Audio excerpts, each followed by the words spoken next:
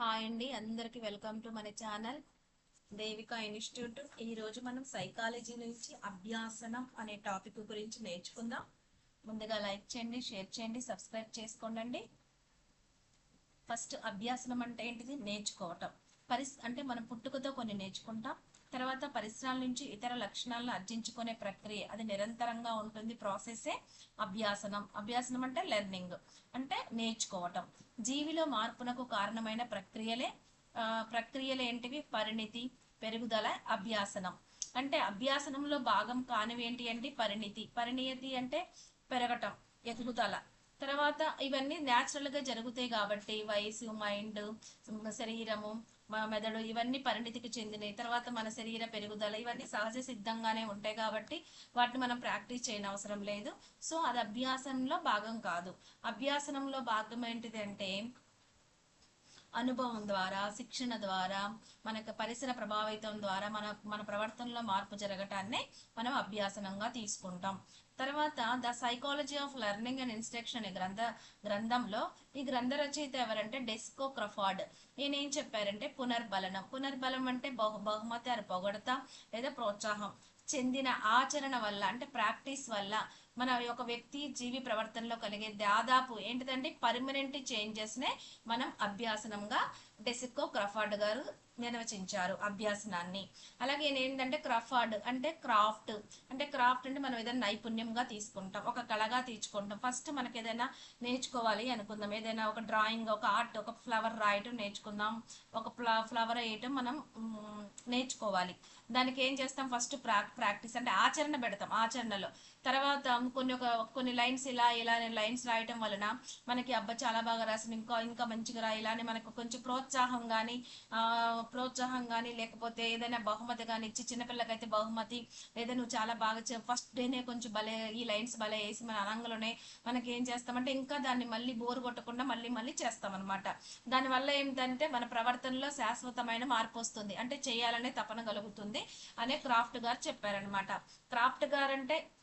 క్రఫర్డ్ గారు ఏంటంటే ఆయన ఏంటిదంటే ఏదైనా సరే రీఫోర్స్మెంట్ అండ్ ప్రాక్టీస్, దానివల్ల మనకి పర్మనెంట్ బిహేవియర్ చేంజెస్ అని చెప్పారనమాట. అంటే ప్రాక్టీస్, రిఫోర్స్మెంట్, బిహేవియర్ చేంజెస్ అదేంటి permanent, not temporary. Hilgard వ్యక్తి అంతర్గత. ఇక్కడ అంతర్గత మన మనసులో మన లోపల ఏదైతే మారాలనుకున్నామో అదే శాశ్వతమైన మార్పు అని ఈయన ఒక మొక్కలో చెప్పేశాడు. హిల్ గార్డ్ ని మనం ఇది ఒక కొండగా, అంటే ఎదుగుదల అంటే ఎక్కడ ఇంటర్నల్ గా మనం ఎదుగుతాం. తోటలో పరిపక్వత అంటే చెట్లు కాయలు కావటం కాదు, నేర్చుకోవటం వల్ల బాగా పెరుగుతుంది. అలాగే గేట్స్ ఏం చెప్పిండంటే ఈయన కూడా అనుభవం ప్లస్ శిక్షణ, ఈ రెండింటికే ప్రవర్తనలో కనిపించే మార్పు. గేట్ దాటితే అనుభవం లేదా ఏదైనా శిక్షిస్తాం, లోపలికి వెళ్ళిన తర్వాత ఏమవుతుంది? మన నాలుగు పిక్తే ప్రవర్తనలో మార్పు చేంజ్ వస్తుంది. అంటే ప్రేరణ ప్లస్ శిక్షణ, దీనివల్ల ఏమవుతుంది? ప్రవర్తన మార్పు. అలాగే ప్రేరణ అంటే మోటివేషన్ వల్ల ఏం జరుగుతుంది? ప్రతి చర్యలు, అంటే చర్యకి ఏం జరిగింది? ప్రతి చర్య. ఈ ప్రేరణకి ప్రతి చర్యలకు మధ్య దృఢమైన బలమైన బంధం ఏర్పరిచే ఒక ప్రాసెస్ నే అభ్యాసనం అని చెప్పింది ఎవరు? బోజ్. ప్రవర్తనలో లేదా ప్రవర్తన శక్తి సామర్థ్యంలో ఇంచుమించు శాశ్వతమైన మార్పే, కానీ తాత్కాలికంగా ఏ జబ్బు వలనో లేదా ఏ మానసిక స్థితి వల్ల తాత్కాలికంగా 4 రోజులు ఉండిపోయేదే తాత్కాలికమైన మార్పు అభ్యాసనం కాదని చెప్పింది ఎవరు? హెర్జన్ హెన్. గార్డినర్ మర్ఫీ ఏం చెప్పాడంటే పరిసరాల అవసరాలను తీర్చుకున్నట్టు వ్యక్తి ప్రవర్తనలో మనకి ఏదైనా చూడండి, వీళ్ళు అవసరానికే మాట్లాడతారు, అవసరానికే ఉంటారు, అంటే మనకి ఏదైనా అవసరం వచ్చినట్టు మన ప్రవర్తన కూడా మారిపోతుంది. అలాగే వ్యక్తి ప్రవర్తనలో కలిగే మార్పునే అభ్యాసనంగా గార్డినర్ మార్ఫీ చెప్పాడు. అభ్యాసనం అంటే ఏంటిది? హెన్రీ పి స్మిత్ ఏం చెప్పాడంటే అభ్యాసనం అంటే ఆయన దృష్టిలో ఏంటిదంటే అనుభవం ఫలితంగా ఏదైనా ఒక అభ్యాసనం చేస్తున్నాం, దానివల్ల అనుభవం వచ్చింది, దాని ఫలితంగా ఏమైనా ఒక నూతన ప్రవర్తన పొందుకోవటము, లేక పాత ప్రవర్తన బలపరచటము లేదా దాన్ని తక్కువ చేయటమో అదే అభ్యాసనం అని చెప్పింది హెన్రీ పి స్మిత్ గారు. అలాగే హిల్గార్డ్ బిఎల్ ఏం చెప్పాడంటే అంటే తాత్కాలికంగా, అంటే అంతర్గత ప్రవర్తనలో సహసిద్ధమైన పరిణితితో, అంటే మన సహసిద్ధంగా ఉన్న మైండ్ ఇవన్నీ తాత్కాలిక స్థితులతో నిమిత్తం లేకుండా స్థిరమైన ప్రవర్తన మార్పులే అభ్యాసనం అని హిల్గార్డ్ బిఎల్ గారు చెప్పారు. అలాగే పునర్బలనం ఆచరణ ఫలితంగా జీవి ప్రవర్తనలో లేదా సామర్థ్య ప్రవర్తన సామర్థ్యం ఏర్పడే శాశ్వతమైన మార్పు, అంటే ఇక పర్మనెంట్ అనమాట. సాపేక్ష శాశ్వతమైన మార్పు ఏంటంటే సైకిల్ తొక్కటం, అది సాపేక్ష శాశ్వతమైన మార్పు. కంప్యూటర్ నేర్చుకోవటం, అది సాపేక్ష శాశ్వతమైన మార్పు. ఏదైనా సరే పర్మనెంట్ గా ఉండే చేంజెస్ ని మనం సాపేక్ష. ఈత కొట్టడం అది కూడా పర్మనెంట్ గా ఉంటది. తర్వాత ఇది ఏదైనా ఒక్కసారి నేర్చుకుంటే మన మైండ్లో బాడీలో చాలా కాలం ఉండిపోతుంది. దీన్నే సాపేక్షమైనది. అంటే ఇది ఎలా ఉంటుందంట, ఇక మర్చిపోవటానికి ఛాన్స్ ఉండదు. ఒక విషయాన్ని నేర్చుకున్నాక దాన్ని ప్రాక్టీస్ చేయకపోయినా కూడా చాలా వరకు మనం మర్చిపోం, కొద్దో ఒక లైట్గా గుర్తుపెట్టుకుంటాం. అంటే శాశ్వతమైన మార్పే చెప్పింది ఎవరంటే కింబల్. అభ్యాసన లక్షణాలు. ఫస్ట్ ఏంటిది, అభ్యాసన లక్షణం మన ప్రవర్తన మారిపోతుంది. డైలీ యోగా నేర్చుకున్నాం అనుకోండి, అదే అలవాటు అయిపోయింది అనుకో, మనకి ఇంకా మనం చాలా చేంజ్ అవుతాం అనమాట. ప్రవర్తనలో మార్పు వచ్చేస్తుంది. అంటే కొంచెం స్పిరిచువల్ లెవెల్లో వెళ్ళిపోతాం. శాశ్వతమైన సాపేక్ష మార్పు అంటే ఇక ఒక్కసారి అది నేర్చుకున్నాం అనుకో, అది పర్మనెంట్. ఇక తాత్కాలిక మార్పులు అనేవి అభ్యాసనంలో ఉండవు, అలాంటివి మనం చెయ్యం కూడా. తర్వాత పునర్బలం, పొగడత, బహుమతి లేదా ప్రోత్సాహం ఉండి అనుభవం శిక్షణ ద్వారా ఇది ఈ అభ్యాసనం లక్షణం. జీవితాంతం నిరంతరం ప్రక్రియ, సార్వత్రిక ప్రక్రియ. ప్రపంచంలో ఉన్న అందరి చిన్నపిల్లలకి పెద్దవాళ్ళకి అందరికీ ఈ అభ్యాసనం అనేది ఉపయోగపడుతుంది. కాబట్టి ఇది ఒక సార్వత్రిక ప్రక్రియ మాత్రమే కానీ ఫలితం కాదు. ఇది ఒక నిరంతరం ప్రాసెసే కానీ ఇలాంటి ఫలితాలు ఎలా ఉంటాయి, మంచి అభ్యాసాలు ప్రాక్టీస్ చేస్తే మంచి జరుగుతుంది, చెడ్డ వాటిని ప్రాక్టీస్ చేస్తే చెడ్డది కావచ్చు. ఫలితం అనేది మనం చేసే పనిని బట్టి, మనం అభ్యాసనం చేసే దాన్ని బట్టి ఉంటుంది. దీనికి ఒక గమ్య నిర్దేశకమైన చర్య. ఖచ్చితంగా ఒక అభ్యాసనం చేయాలంటే, ఏదైనా నేర్చుకోవాలంటే దానికి ఖచ్చితంగా మనం ఒక గమ్య నిర్దేశకంగా ఉండాలి. ఇది ఖచ్చితంగా ప్రయోజనంతో కూడిన ప్రక్రియే. అది పాజిటివ్ అయిన ప్రయోజనంతోనే ఉంటుంది, నెగిటివ్ అయిన ప్రయోజనంతో ఉంటుంది.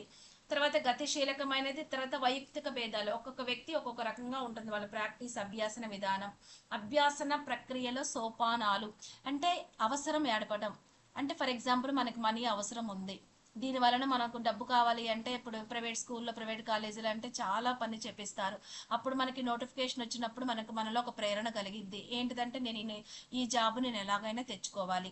అప్పుడు మనను ఫస్ట్ అవసరం ఏం చేస్తుంది, ఒక ప్రేరణ కలిగించింది. నెక్స్ట్ నాకు ఇది కావాలని లక్ష్యాన్ని మన గమ్యాన్ని ఏర్పరచుకున్నాం. అంటే ఈ లక్ష్యాన్ని నాకు ఈ టైం కల్లా ఒక 6 monthsలో నేను ఒక జాబ్ తెచ్చుకోవాలి, ఇక అంతే ఆ సిలబస్. తర్వాత లక్ష్యాన్ని సాధించడానికి మనకు ఆటంకాలు ఏమున్నాయి, ఫస్ట్ సిలబస్ గా తెలుసుకోవాలి. తర్వాత మెయిన్ పుస్తకాలన్నీ ఒక దగ్గర తెచ్చుకోవాలి. సరి అయిన ఒకవేళ కోచింగో లేకపోతే మనకు టైం కావాలి. తర్వాత ఒక మంచి ప్లేస్ కావాలి, డిస్టర్బెన్స్ ప్లేస్ రావాలి. ఇవన్నీ ఆటంకాలను ఎదుర్కొని మళ్ళీ చదివిందే చదివి రిపీటెడ్గా మళ్ళీ మళ్ళీ మళ్ళీ చేస్తూ ఉండి, అప్పుడు లాస్ట్కి మనం ఫలితాన్ని ఆశించకుండా మనం ఆ పని నిరంతరం ఒక ప్రాసెస్ లాగా మనం చేసినప్పుడు కంపల్సరీగా మన గమ్యాన్ని, లక్ష్యాన్ని చేరుకుంటాం. ఈ లెర్నింగ్ ప్రాసెస్ అనేది ఎలా ఉంటుంది, ఫస్ట్ ప్రవేశము. అభ్యాసన ప్రక్రియలో వ్యక్తి తన జ్ఞానేంద్రియాలతో, అంటే మన కళ్ళతో, మన మొత్తం కళ్ళతో, మన మైండ్తో అన్ని గమనిస్తాం అనమాట. తర్వాత ఉద్దీపనలు సంవేదన రూపంలో గ్రహిస్తాం అనమాట వాటిని.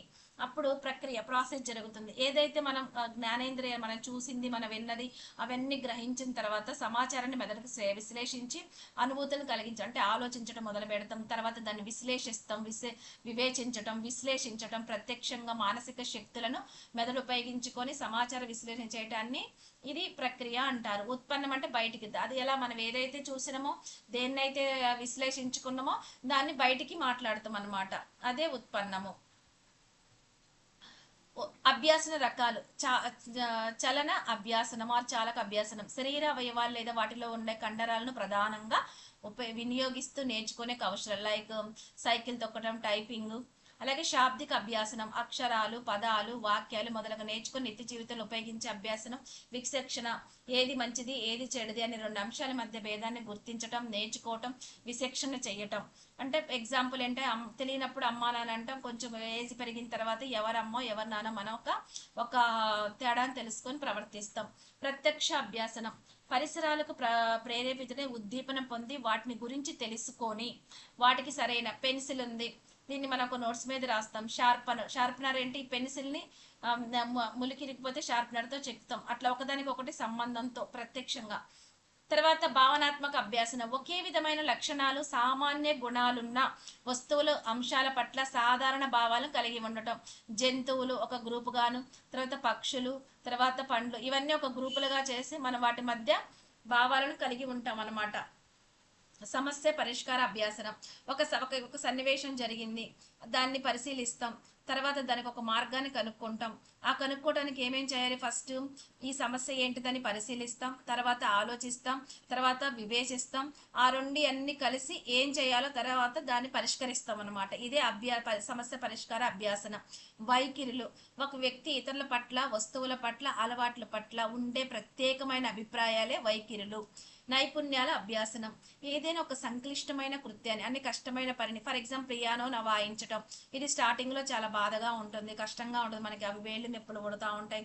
తర్వాత ఇంకా మనకు అలవాట్లేదు కాబట్టి, అయినా కూడా నేర్చుకోవాలనే తపన ముందు మన కష్టాన్ని, మన సామర్థ్యాన్ని ఉపయోగించి నైపుణ్యాలు అభ్యాసనిస్తాం. ఇప్పుడు పెద్ద సినిమాలో అది ఉంటుంది కదా,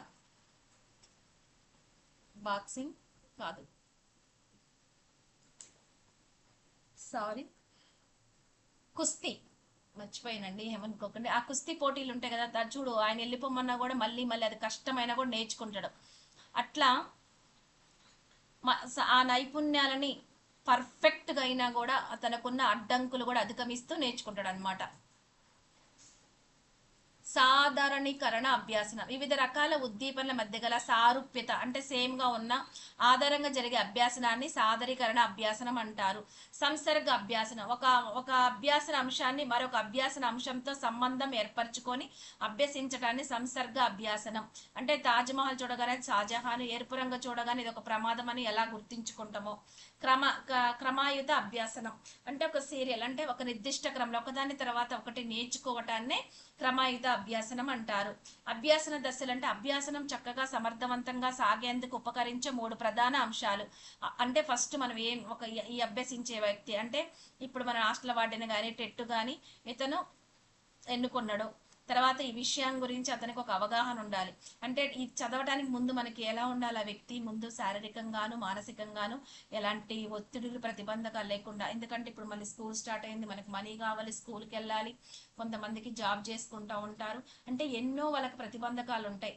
ఆ దాంట్లో స్ట్రెస్ అవ్వకుండా, డిప్రెషన్ అవ్వకుండా, అలాగే జాబ్ లేని వాళ్ళు ఈసారి నేను ఎన్నోసార్లు ఫెయిల్ అయ్యాను, ఈసారి కూడా నేను ఇలాగే ఉంటుందని ఒక ప్రతికూలమైన భావనలు కలిగి ఉండటం వలన దానివల్ల మానసిక ఒత్తిడి కలిగి, అంటే ఆ వ్యక్తి అలా ఎలాంటి వాటికి లొంగకుండా ముందుకు వెళ్ళిపోతే అభ్యసించే వ్యక్తి ఈ విధంగా ఉండాలి. శారీరకంగా, ఆరోగ్యంగా, మానసికంగా ఉన్నప్పుడు అది ఎలా జరుగుతుంది, ఆసక్తిగా ఉన్నప్పుడు మనలో అభివృద్ధి కలిగిద్ది.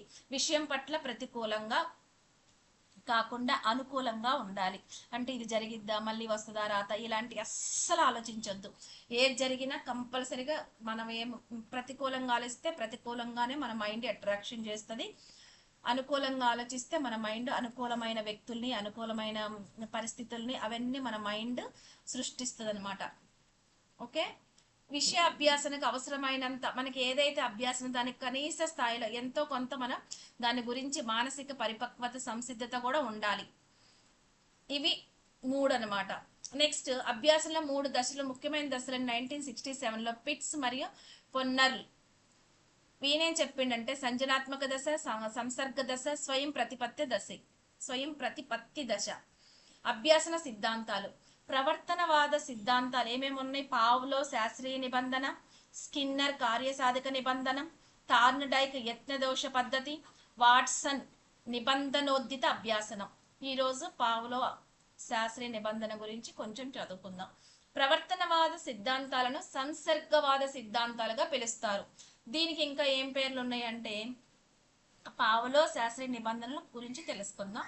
దాన్ని సాంప్రదాయిక నిబంధన అంటారు, దేన్ని? శాస్త్రీయ నిబంధన, పావలో శాస్త్రీయ నిబంధన, సాంప్రదాయక నిబంధన, ఎస్ టైప్ సిద్ధాంతం, ఎస్ఆర్ నిబంధనం, నిబంధిత ప్రతిస్పందన సిద్ధాంతం, ఉద్దీపన సిద్ధాంతం అని పిలుస్తారు.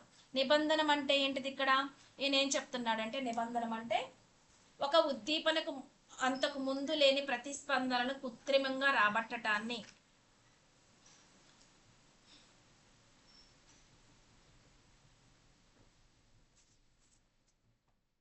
దాన్నే నిబంధనం అంటారు. డ్రైవర్ చెప్పారు. ఉద్దీపనకు అంతకు ముందు లేని ప్రతిస్పందనను కృత్రిమంగా అంటే అసహజంగానే మనం దానికి క్రియేట్ చేస్తున్నాం అనమాట. తర్వాత నిబంధనం అనే ప్రక్రియను మొదటిసారిగా ప్రతిపాదించింది. ఈ నిబంధనం అనే ప్రక్రియను మొదటిసారిగా ప్రతిపాదించిన వ్యక్తి ఇవాన్ పావ్లో. ఇతను ఏ దేశస్థుడు అంటే రష్యా దేశస్థుడు. నిబంధనం అనే ప్రక్రియ రెండు రకాలు: శాస్త్రీయ నిబంధనం, కార్యసాధక నిబంధన. అందులో ఈరోజు శాస్త్రీయ నిబంధన గురించి తెలుసుకుందాం. శాస్త్రీయ నిబంధనాన్ని జంతు శరీర ధర్మశాస్త్రంలో ప్రవేశపెట్టారు. జంతు శరీర ధర్మశాస్త్రం నుండి శాస్త్రీయ నిబంధనాన్ని మనోవిజ్ఞాన శాస్త్రానికి అన్వయించిన శాస్త్రవేత్త ఎవరు అంటే జేబి వాట్సన్. జంతువుల జీర్ణ ప్రక్రియపై చేసిన ప్రయోగాల ఫలితాలను ద వర్క్ డైజెస్టివ్ గ్లాండ్స్ అనే గ్రంథంలో ఇవాన్ పావ్లో పొందుపరిచారు. ఇతనికి 1905లో నోబెల్ బహుమతి లభించింది. ఇతను ఎవరిని తీసుకున్నాడు అంటే కుక్కలను గానే తీసుకున్నాడు. దీన్ని చర్యలు అంటే జీర్ణక్రియ ప్రక్రియల మీద ప్రయోగాలు చేస్తూ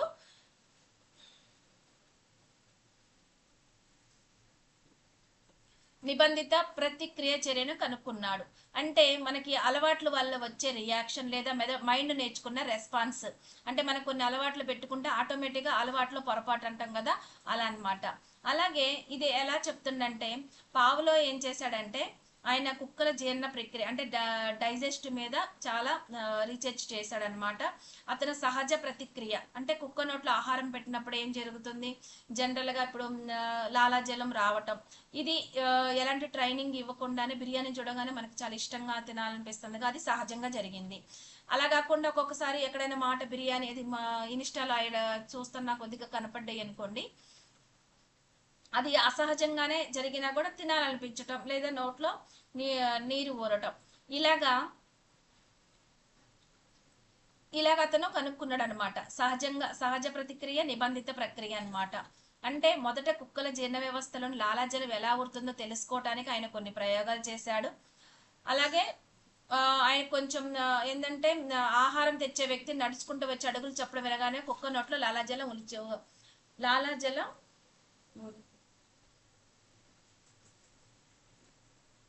ఓకే. శాస్త్రీయ నిబంధన ప్రయోగంలో 3 స్థాయిలు కనిపిస్తాయి. నిబంధన పూర్వ దశ, ఇది సహజ ఉద్దీపన. అంటే సహజంగా అంటే మా ఆహారం అలాంటివి చూసినప్పుడు జనరల్గా లాలాజలం ఉందా అని గమనించాడు. నిబంధన జరుగుతూ ఉన్నప్పుడు దశ అంటే జరుగుతుంది, అసహజ లేకపోయినా కూడా గంటను మోగించి ఆహారాన్ని కుక్కకు అందించాడు.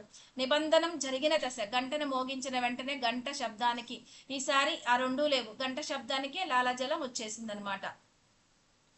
శాస్త్రీయ నిబంధన ప్రయోగంలో ప్రతిచర్యలను రూపొందించేది ఏంటిదండి? సహజ ఉద్దీపన.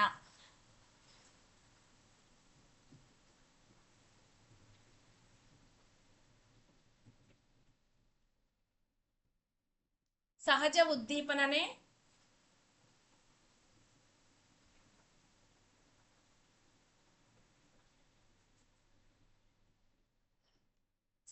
ఉద్దీపననే నిర్బంధిత ఉద్దీపన అంటే సహజ ఉద్దీపనని మరొక పేరు నిర్బంధిత ఉద్దీపన, ప్రాథమిక ఉద్దీపన అని అంటారు. అసహజ ఉద్దీపనని ఏమంటారంటే నిబంధిత ఉద్దీపన, కృత్రిమ ఉద్దీపన, గౌణ ఉద్దీపన అని అంటారు. అంటే ఇక్కడ సహజ ఉద్దీపన అంటే ఏంటిదంటే ఏ ప్రాణికైనా పుట్టుకతోనే ఎవరు నేర్చుకోకుండానే ప్రకృతి సిద్ధంగా అంటే స్పందన కలిగించే అసలైన వస్తువు లేదా ఏదైనా కారణం కూడా కావచ్చు. అంటే ఆకలితో ఉన్న ప్రాణికి ఆహారం చూపించడం, ఆహారాన్ని చూడగానే నోట్లో నీళ్లు ఊడటం అనేది సహజమైన ఫీలింగ్. అసహజ ఉద్దీపన అనే నిబంధిత ఉద్దీపన లేదా కృత్రిమ ఉద్దీపన, గౌణ ఉద్దీపన అని అంటారు. శాస్త్రీయ నిబంధన ఉద్దీపనకు అధిక ప్రాధాన్యత ఇవ్వటం వల్ల దీనిని ఎస్ టైప్ సిద్ధాంతం అని అంటారు. నిబంధన సూత్రాలు: పునర్బలం, బహుమతులు, పొగడత, ప్రోత్సాహం, విలుప్తీకరణ. ఎప్పుడైతే బహుమతులు పొగడత ఆగిపోతుందో విలుప్తీకరణం అంటారు దాన్ని. అంటే నిబంధిత ఉద్దీపన. నిబంధిత అంటే అసహజమైనది, నిర్బంధిత అంటే సహజమైన మధ్య సంసర్గం అనేక సార్లు చేయటం వల్ల నిబంధన ఏర్పడుతుందనే ప్రక్రియ కలుగుతుంది. అంటే ఒక వ్యక్తిని మంచి పని చేసినప్పుడు అతన్ని మెచ్చుకోవటం, బహుమతి ఇవ్వటం లేదా ప్రోత్సహించడం వల్ల మళ్ళీ మళ్ళీ జరగటం పునర్బలం. విలుప్తీకరణం, ఎప్పుడైతే పొగడతలు ఆపుతామో ఆ ప్రక్రియ అనేది ఆటోమేటిక్గా ఆగిపోతుంది, దాన్ని విలుప్తీకరణం. ప్రవర్తనకు లభించే పునర్బలం, ప్రోత్సాహనం నిలిపివేయటం వల్ల ఆ ప్రవర్తన క్రమంగా తగ్గి అంతరించిపోవటాన్ని విలుప్తీకరణం అంటారు. అయత్న సిద్ధ స్వాస్థం.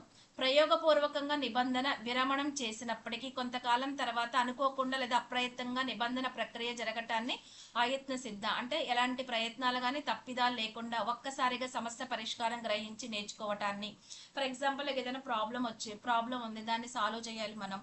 సడన్ గా అప్పుడు మనకి ఆ ఫార్ములా ఇవేమి గుర్తు రాలేదు, వదిలేసినాం. తర్వాత ఇది చేయడం చాలా ఈజీ అనుకుని సడన్ గా మళ్ళీ దాన్ని ఆ ప్రాబ్లమ్ ని ప్రాక్టీస్ చేస్తాం. అంటే సాల్వేషన్ అనేది ఈజీ అయిపోతుంది. సామాన్యీకరణం. ఒక ఉద్దీపనకు ప్రతిస్పందనలు ఏర్పడిన తర్వాత దానిని పోలిన అన్ని ఉద్దీపనలకు అదే రకమైన ప్రతిస్పందనలు చూపటాన్ని ఉద్దీపన సామాన్యకరణం అంటారు. ఒక వ్యక్తి ఎవరైనా తనను కొట్టిన ఉపాధ్యాయుడు అంటే భయపడిన విద్యార్థి మిగతా ఉపాధ్యాయులు ఏమనకపోయినా వారిని చూసి భయపడటం. ఇప్పుడు లైఫ్లో ఏదైనా ఎదురైంది అనుకో, ఎవరైనా బాధ పెట్టారనుకో, ఇంకా మళ్ళీ అలాంటి వాళ్ళు ఎవరైనా మనతో మాట్లాడినాక అలాంటివే మనకు వస్తాయని ముందుగానే భయపడతాం అనమాట. దాన్నే సామాన్యీకరణం అంటారు. విచక్షణ.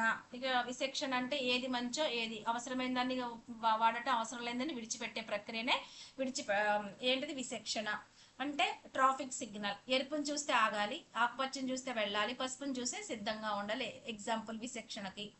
ఉన్నత క్రమ నిబంధన.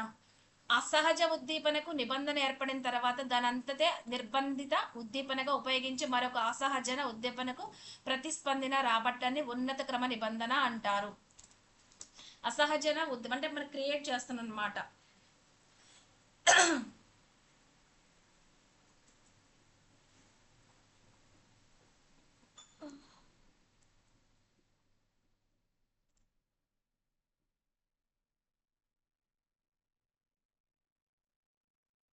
ఒక డూప్లికేట్ సిగ్నల్ తీసుకుందాం ఒక బెల్లుతో, ఇంకొక కొత్త డూప్లికేట్ సిగ్నల్కు అలవాటు చేసే పద్ధతి అనేది ఎలా ఉంటుంది? రెండు రకాలుగా వాడతాం: సాదరీకరణం, పునర్బలనం. అంటే మైండ్ పాత సిగ్నల్ను కొత్త సిగ్నల్ ఒకే కేటగిరీగా భావించాలి, దాన్నే సాదరీకరణం. మరి పునర్బలనం అంటే అంటే ఒక బహుమతి అంటే ఏదైనా ఒక ఆహారం పెట్టడం అనేది కేవలం లైట్ లేదా బెల్లు కొడుతూ పోయి అసలైన ఆహారం అసలు ఇవ్వకపోతే కుక్క ఏం చేస్తుంది? అలవాటును మర్చిపోతుంది. అందుకే మధ్య మధ్యలో అసలైన ఆహారాన్ని బహుమతిగిస్తూ అలవాటును స్ట్రాంగ్ చేయాలి. ఇదే పునర్బలం. దీనికి ఉన్నత క్రమ నిబంధన అనేది పునర్బలాలు. ఉన్నత క్రమ నిబంధనకి సాదరీకరణం, పునర్బలనం తోడవుతాయి అన్నమాట. మరి ఆ విచక్షణ నియమం అంటే ఏంటిదంటే ఇది ఏంటిదంటే కుక్క చాలా తెలివిగా మారి తేడాను కనిపెట్టేసింది అనుకో, ఇది ఫెయిల్ అవుతుంది అనమాట.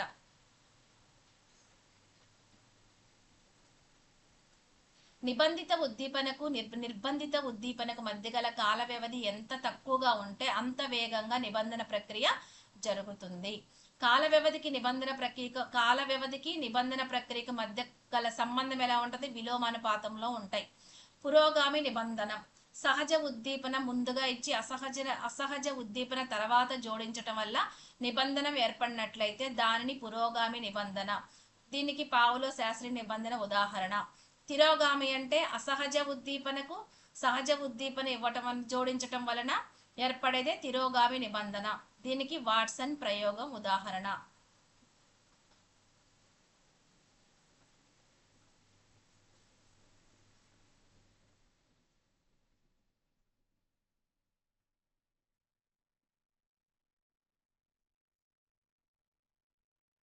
ఓకేనండి, ప్లీజ్ లైక్ చేయండి, షేర్ చేయండి, సబ్స్క్రైబ్ చేసుకోండి. Thank you so much.